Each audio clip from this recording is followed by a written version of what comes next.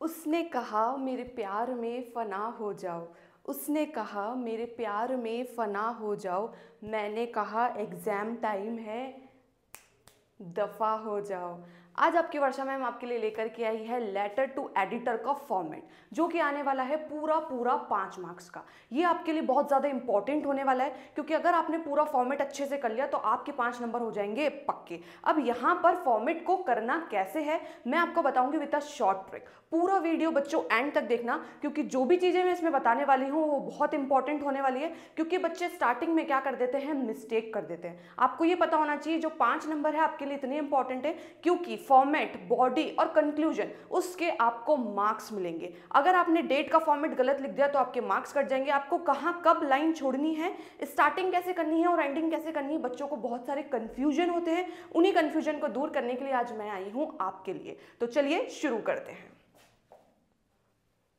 सबसे पहले आपको ये फॉर्मेट पता होना चाहिए कि जो इंट्रोडक्शन पार्ट है, मेन बॉडी पार्ट है और कॉम्प्लीमेंट्री क्लोज है, ये 3 पार्ट्स हैं जो आपका फॉर्मेट बताता है।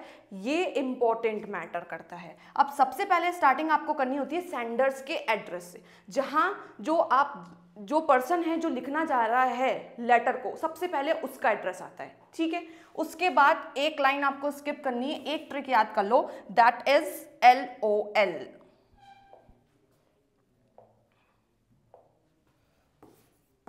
LOL मतलब होता है leave one line. You have to leave one line after writing sender address, then date, then receiver address. अब ये इतना बड़ा फॉर्मेट हम मैम याद कैसे करेंगे? बिल्कुल आपके मैम बताएंगे आपको कि आपको ट्रिक से कैसे याद करना है। सिर्फ आपको ये लाइन्स याद करनी है, ये ब्लॉक याद करना है। क्या? Student don't really study seriously because confusion never ends.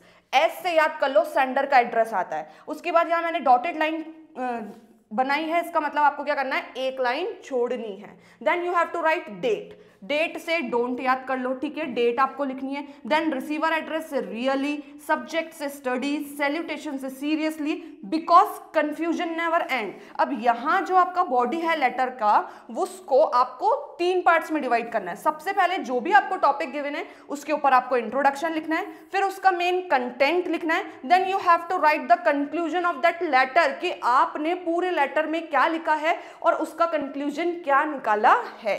Last में आपको लिखना होता है कॉम्प्लीमेंट्री क्लोज। लास्ट में जब आपका लेटर एंड कर रहे हैं तो सबसे अच्छी शॉर्ट और स्वीट से स्पेलिंग याद कर लो, दैट इज ट्रूली।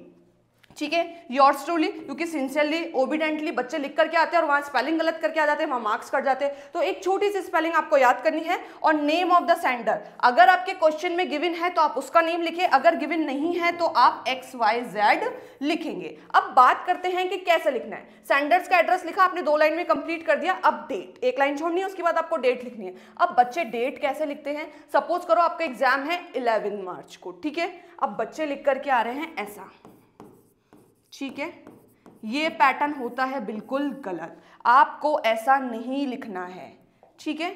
आपको कैसा लिखना है? ऐसा लिखना है, 11 मार्च पूरा लिखना है 2025।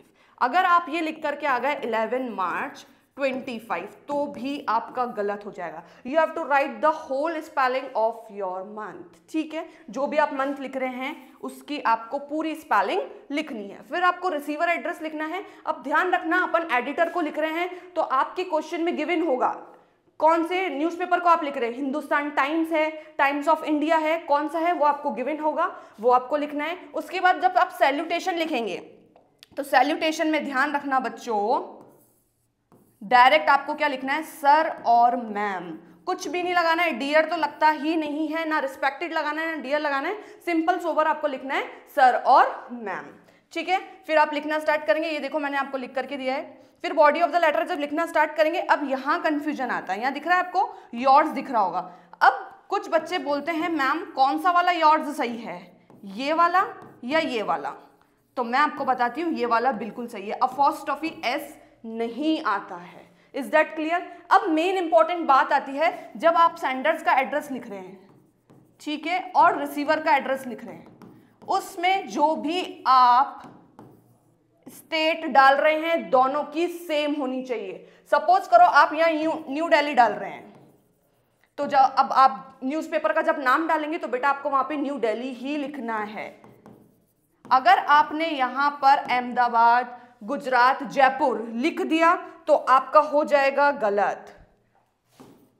आ गई बात समझ में? समझ में आ गई? दोनों जगह क्या होना चाहिए? सेम। अगर आपने यहां पर जयपुर लिख दिया और ऊपर लिख दिया दिल्ली तो गलत हो जाएगा। दोनों का एड्रेस क्या होना चाहिए? सेम। अगर आपने न्यू दिल्ली लिखा है तो आपको नीचे भी न्यू दिल्ली ही लिखना है, अलग अलग नहीं लिखना है। ये पूरा पैटर्न मैं आपको समझा चुकी हूं और इसके मार्क्स हैं। अगर ये आपने पूरा एग्जैक्ट सही लिखा है तो आपका 1 नंबर यहां पर पक्का हो जाता है। ये जो पूरा फॉर्मेट आएगा इसके 2 मार्क्स हैं और लास्ट वाला जो है जिसमें स्पेलिंग मिस्टेक्स वगैरह देखी जाती है, ग्रामर देखी जाएगी आपकी, आपने योर्स वगैरह यहाँ पर सेंडर्स का एड्रेस सब कुछ सही लिखा क्या, उसके फॉर्मेट के मार्क्स हैं। ये पूरा टोटल आपके 5 मार्क्स का। इससे रिलेटेड आपको कोई भी कंफ्यूजन है बेटा आप कमेंट सेक्शन में मुझसे पूछ सकते हैं, मैं आपकी बिल्कुल हेल्प करूंगी। अब इसके बाद मैं आपको बताने जा रही हूँ एक ऐसा इंपॉर्टेंट लेटर जिससे आपके सारे कंफ्यूजन दूर हो जाएंगे और वो लेटर बहुत ज्यादा इंपॉर्टेंट है, अच्छे से पढ़कर जाना। नेक्स्ट चलते हैं इंट्रोडक्शन। अब बच्चे मुझे बोलते हैं कि मैम हम स्टार्टिंग कर रहे हैं, ये सब हमें समझ में आ गया, सेंडर्स का एड्रेस, रिसीवर का एड्रेस, ऐसे ऐसे लिखना है, सब कुछ लिखना है, लेकिन हम लेटर की स्टार्टिंग कैसे करें? तो यहाँ पर मैंने आपको कुछ लाइंस बताई है, इससे आप अपनी स्टार्टिंग कर सकते हैं। वहां पर एग्जाम में बैठ करके आपको सोचना नहीं पड़े, टाइम वेस्ट हमें बिल्कुल नहीं करना है। तो ये 3-4 जो लाइन्स है रट करके चले जाओ, याद कर लो बिल्कुल एग्जैक्ट। यहाँ से स्टार्ट करोगे आपका लेटर बहुत अच्छे मार्क्स मिलेंगे आपको। ठीक है, क्या करना है? Through the column of your esteem newspaper, जो न्यूज़पेपर है उसके बारे में हम बता रहे हैं। I beg to draw the kind attention of the concerned authorities to the. अब किसके रिगार्डिंग हम बता रहे हैं कि बहुत ज़्यादा हमें कंफ्यूजन, इन्वायरमेंट पॉल्यूशन हो रहा है, बहुत सारी लाइट्स, बहुत सारी जगह पे लाइट्स वगैरह नहीं आ रही है, क्या आपको इंटेंशन है आपका लेटर लिखने का? तो आप बता सकते हैं इधर, through the column of your esteem newspaper I wish to bring the kind notice of the concerned authorities towards. एक ये लाइन लिख सकते हैं, बहुत ही ईजी लाइन है। और एक थर्ड वाला इंपॉर्टेंट है, ईजिली से याद हो जाएगी। I would like to bring to the notice of the concern authorities towards, जो भी आपके लेटर में क्वेश्चन में गिवन है यहां लिख दो, through the column of your esteemed daily.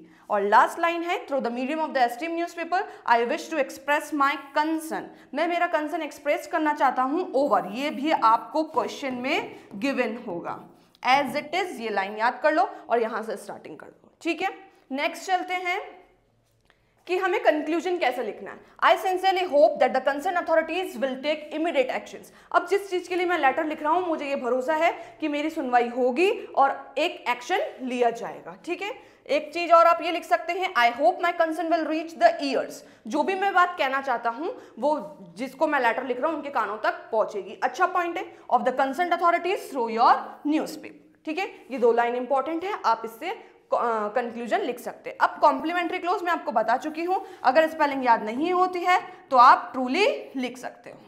ठीक है, और XYZ अगर गिवन है तो गिवन वाला नेम लिखना, नहीं तो आप क्या लिखेंगे? ट्रूली। ठीक है, नेक्स्ट चलते हैं। अब जैसे मैंने आपको एक यहां पर क्वेश्चन दिया है, इस टाइप का क्वेश्चन आपको वहां देखने को मिलेगा। क्या क्वेश्चन कह रहा है? Write a letter to the editor of a newspaper drawing attention of the authorities to the rash driving. अब लोग क्या कर रहे हैं? बहुत गंदे तरीके से गाड़ी चला रहे हैं। ये इंपॉर्टेंट टॉपिक है, आ सकता है बिल्कुल। Overcharging habits of the auto rickshaws drivers. अब ऑटो रिक्शाज ड्राइवर्स जो हैं पैसेंजर्स सेम होते हैं, लेकिन कहीं कोई बाहर से आता है तो मीटर चेंज कर देते हैं, उनसे ज़्यादा पैसा ले लेते हैं। तो इस चीज़ को लेकर के हम लेटर लिखना चाह रहे हैं और आपको इस टाइप के पॉइंट्स गिवन होंगे जिनको आपको यूज करके आपका लेटर लिखना है। कैसे लिखना है बताती हूँ। जो चीज़ अभी अपन ने पढ़ी बिल्कुल एग्जैक्टली ये क्या हो गया बेटा? सेंडर का एड्रेस हो गया। ठीक है, ये हो गया सेंडर्स एड्रेस।